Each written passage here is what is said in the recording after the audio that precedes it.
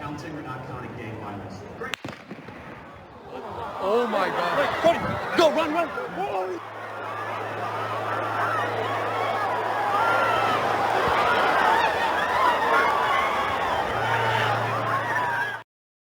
Very clear that this is a political assassination. And when someone takes the life of a person because of their ideas or their ideals, then that very constitutional foundation is threatened. Now, we have a person of interest in custody. The investigation is ongoing. But I want to make it crystal clear right now, to whoever did this, we will find you. Assassinated here in Orem today.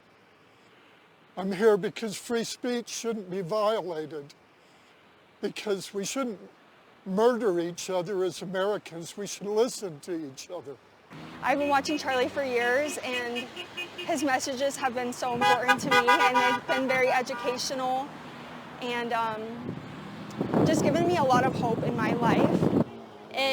No one can tell you what you can or can't believe, and the fact that Charlie Kirk had to die because of his beliefs is just truly heartbreaking, and I'm showing up so that the young Republicans of America don't give up because of this.